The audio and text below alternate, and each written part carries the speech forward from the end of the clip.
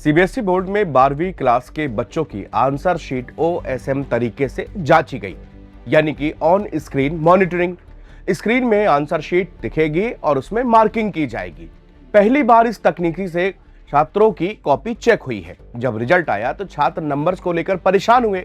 भाई, बच्चे ने एग्जाम दिया होता है तो उसको बच्चे को पता होता है कि उसने कितने आंसर सही किए, कितने गलत किए, कौन सा आंसर मिस हुआ, नहीं हुआ, मेरे कितने नंबर आने चाहिए।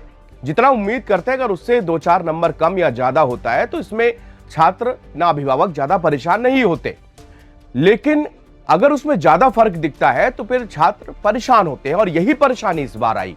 12वीं का जब रिजल्ट आया तो छात्र परेशान हुए। उन्होंने अपनी आंसर शीट मंगवाई और आंसर शीट जब मंगाई तो उसमें चौंकाने वाले खुलासे होने लगे। दरअसल जिस लड़के ने अपनी आंसर शीट मंगवाई है उनका नाम वेदांत है। अब इसका खुलासा 12वीं के छात्र वेदांत ने किया है, बाकायदे प्रूफ के साथ। मगर हमारे देश में कुछ लोग ऐसे भी थे जिन्होंने सोशल मीडिया पर वेदांत को पाकिस्तानी तक कह डाला, यानी विरोध कहने पर, विरोध सच्चाई बताने पर सीबीएसई के वो पाकिस्तानी हो गए। यानी 12वीं का एक स्टूडेंट सही बात कर रहा है, सीबीएसई की गड़बड़ियों को बता रहा है, अपनी शिकायत दर्ज करा रहा है, इसमें भी उसे पाकिस्तानी सुनने को मिला। खैर, ऐसे लोगों को सद्बुद्धि मिले। फिलहाल सीबीएसई ने अपनी गलती मानी और वेदांत को उसकी सही आंसर शीट पहुंचा दी गई। सिस्टम में इतना बड़ा ग्लिच कहां से आया, यह सवाल अभी खड़ा हुआ है, बना हुआ है। इतना ही नहीं, सोशल मीडिया पर एक लड़के ने ऐसा खुलासा किया जिससे भूचाल ला दिया है। खुद को 12वीं का छात्र बताने वाले निसर्ग अधिकारी नाम के एक लड़के ने बताया कि उसने फरवरी 2026 में ही सीबीएसई का ऑन स्क्रीन मार्किंग यानी कि सीबीएसई ओएसएम पोर्टल हैक कर लिया था। एक बार फिर से याद दिला दे कि इस साल बोर्ड में 12वीं क्लास के लगभग 17.7 लाख स्टूडेंट्स, करीब 98 लाख कॉपियां चेक करने के लिए ऑन स्क्रीन मार्किंग सिस्टम का इस्तेमाल हुआ। इसमें टीचर्स फिजिकली कॉपी चेक करने के बजाय एक ऑनलाइन पोर्टल पर लॉगिन करके लाखों स्टूडेंट्स की कॉपियां चेक करके वहीं पर मार्क्स देते हैं। सीबीएसई पोर्टल हैक करने वाले की बात जो कह रहे हैं निसर्ग अधिकारी, उन्होंने बताया कि उन्होंने पोर्टल क्यों हैक किया और कैसे किया। निसर्ग ने बाकायदे एक ब्लॉग बनाया और उसको पोस्ट किया और बताया कि वह एक शौकिया साइबर सिक्योरिटी रिसर्चर है और इसी साल 12वीं क्लास की परीक्षा दी है। वो पहले भी शौक के तौर पर बग बाउंटी और सिक्योरिटी से जुड़े हुए काम कर चुके हैं। निसर्ग ने अपनी पोस्ट पर लिखा कि मैंने पहले भी शौक के तौर पर बग बाउंटी और सुरक्षा संबंधी काम किए हैं, इसलिए जब सीबीएसई ने ओएसएम लॉन्च किया मैंने देखा कि पोर्टल का लिंक पूरी तरह से सार्वजनिक है तो मेरी जिज्ञासा बढ़ गई। मैंने ऑन स्क्रीन मार्किंग पोर्टल खोला और HTTP रिक्वेस्ट और बाकी सब कुछ जो मुझे दिखाई दे रहा था उसके साथ मैंने आगे की खेलना शुरू कर दिया। लॉगिन के लिए आगे लिखा कि लॉगिन पेज पर 3 चीजें मांगी जाती, यूजर आईडी, स्कूल कोड और पासवर्ड, जिसके बाद ओटीपी भरने की प्रक्रिया होती है। स्क्रीन में कुछ भी असामान्य नहीं दिखता। समस्या तब सामने आई जब मैंने पेज को देखना बंद कर दिया और उसके पीछे के कोड को देखना शुरू किया। कैसे हैक किया सीबीएसई ओएसएम पोर्टल जानते हैं। निसर्ग का दावा है कि उसने सीबीएसई के पोर्टल में किसी हाईटेक हैकिंग टूल का इस्तेमाल नहीं किया, बल्कि सिर्फ ब्राउजर के डेव टूल्स यानी कंसोल और नेटवर्क टैब और पब्लिक डोमेन को उपलब्ध जावास्क्रिप्ट फाइल को पढ़कर पोर्टल हैक कर लिया था।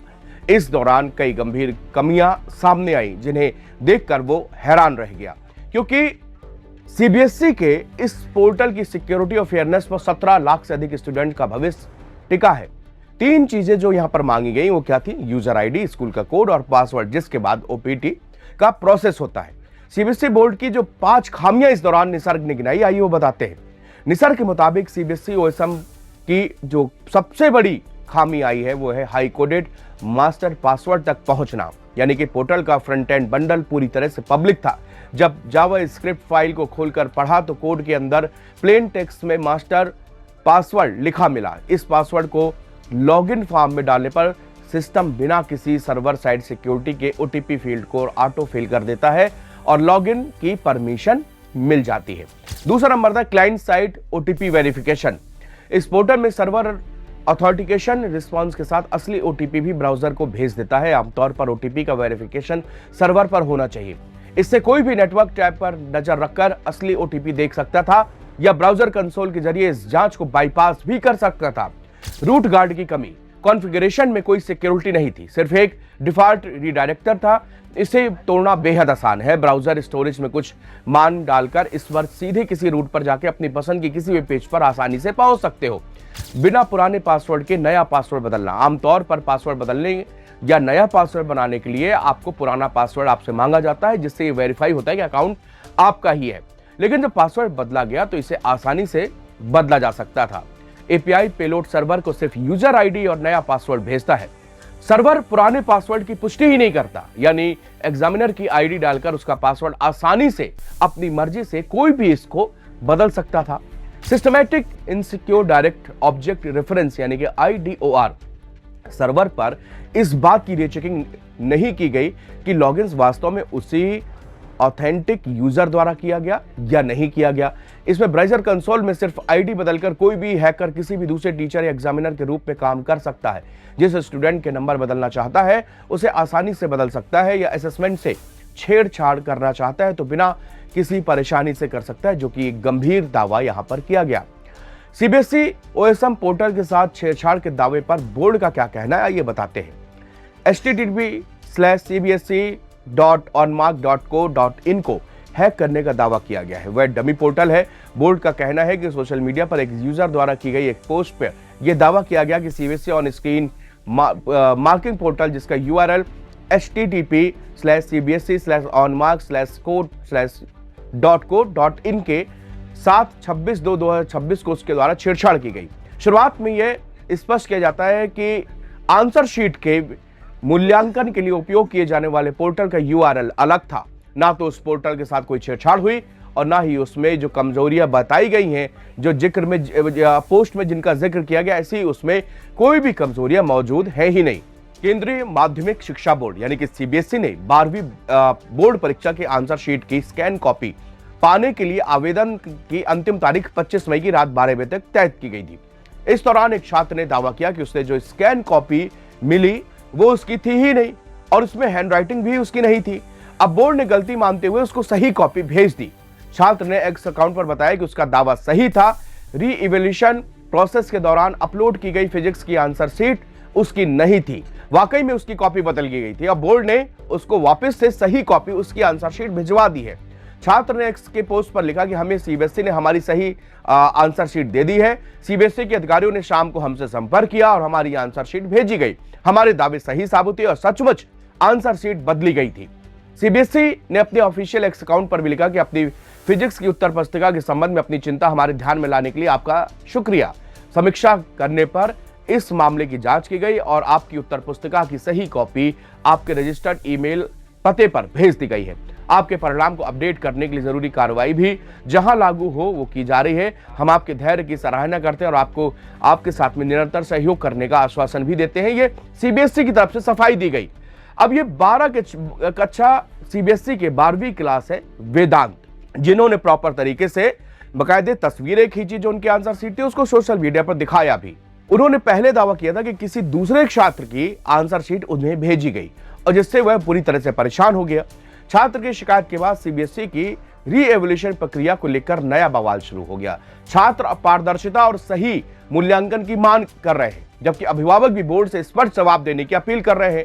ये जो पूरा मामला है, जब से आंसर शीट यहां पर वेदांत की सामने आई है, तब से जो 1 महीने या 2 महीने पहले से ओएसएम को लेकर लोग अपील कर रहे थे, लगातार इसकी जो विवादास्पद चीजें थी उसको उजागर कर रहे थे, उसके बाद में भी अब जो आंसर शीट का जब ये खुलासा हुआ है तो लोग कहने लगे हैं कि जब एक बच्चे के साथ ऐसा होता है तो न जाने कितने बच्चे, हो सकता हो कि हर छात्र अपनी आंसर शीट ना निकलवा पाया हो, कई लोग तारीख के कारण ना निकलवा पाए हो या कुछ और भी वजह हो सकती है। लेकिन इस तरह की गड़बड़ियां सीबीएसई के और 12वीं के जैसे अहम एग्जाम, जिसमें अपना बच्चा सब कुछ झोंक देता है, पूरी ताकत के साथ में उसकी पढ़ाई करता है और अंत में उसके हाथ में रिजल्ट आता है, तो उसको इस तरह की चीजें देती, उसको बहुत बड़ा धक्का पहुंचता है। कहा जाता है कि आपकी शैक्षणिक योग्यता का पहली सीढ़ी 10वीं और 12वीं दूसरी सीढ़ी मानी जाती है और कहा जाता है कि अगर आप ये 2 सीढ़ी बहुत अच्छे से चढ़ते तो आपका करियर जो है ब्लूम करता है, बहुत अच्छा शानदार करियर रहता है।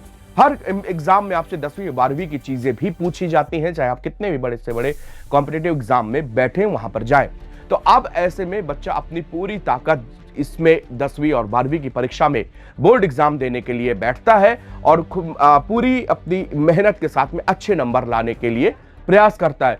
लेकिन अगर किसी बोर्ड की लापरवाही या किसी सिस्टम की लापरवाही या किसी मैनेजमेंट की लापरवाही या किसी भी लापरवाही से उसके नंबरों पे फर्क आता है, तो सोचिए उसके मेंटली रूप से कितना ज्यादा वो परेशान हो सकता है। और वेदांत के साथ में वही हुआ, लेकिन वेदांत ने एक उदाहरण भी पेश किया इस बच्चे ने कि सब चीज ऑनलाइन सोशल मीडिया पर डाला, पोस्ट किया, इसके बाद सीबीएसई का जवाब आया।